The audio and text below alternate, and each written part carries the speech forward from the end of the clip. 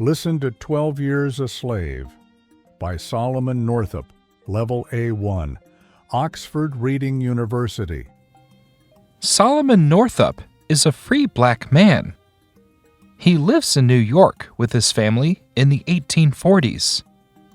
He is a carpenter and a talented violin player. One day, two men come to him. They want him to go to Washington, D.C. to the circus they work for. The men ask him to play his violin during the journey.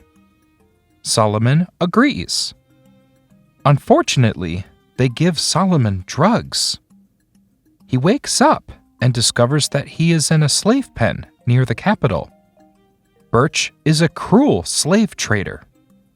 He beats Solomon and tells him never to mention that he is from the north. Solomon is scared. They take him and several other slaves to the south, to Louisiana. They want to sell Solomon. He sees them separating children from their slave mothers. William Ford buys Solomon. He is a kind minister with a small plantation in the Great Pine Woods. Ford treats Solomon and his other slaves well. He doesn't beat Solomon and gives him some freedom.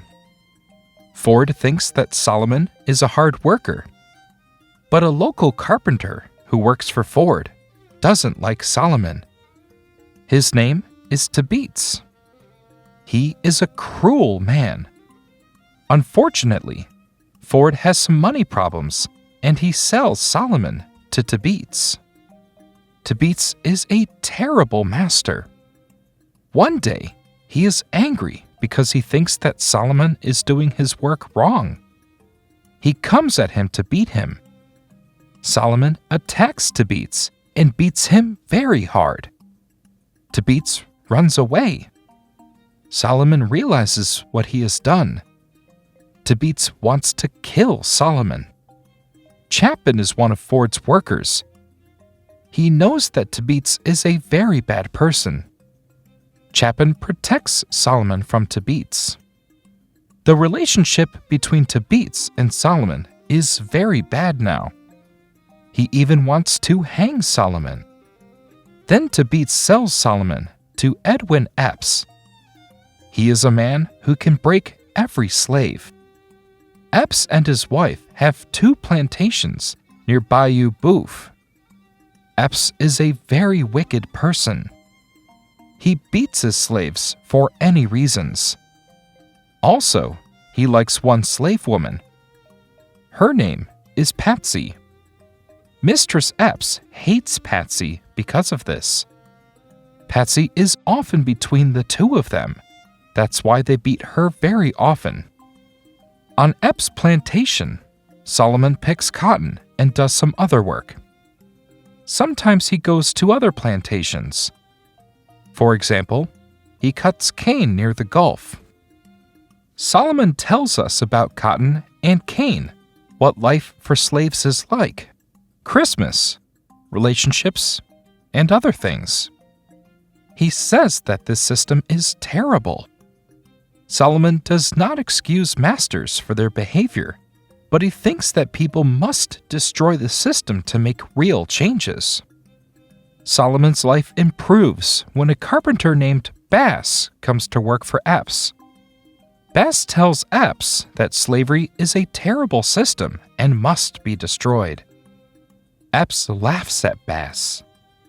He says that Bass thinks this way because he is from Canada. Solomon believes that Bass can help him.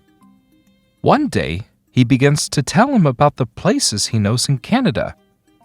Bass is very surprised and asks him to continue. Solomon tells him his whole sad tale. Bass promises to help Solomon get back his freedom. Bass is able to deliver letters to people Solomon knows in the north. This process is long. After a while, Henry B. Northup becomes an agent for the governor of New York, and now he can protect Solomon.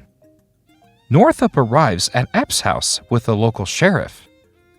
He asks Solomon some questions.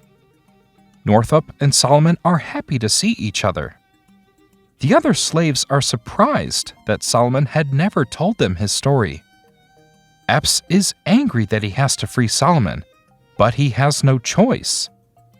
Solomon returns home with Northup and goes back to his family. You're going to love our next audiobook, so hit the bell if you don't want to miss it. Now, listen to another bestseller story in English.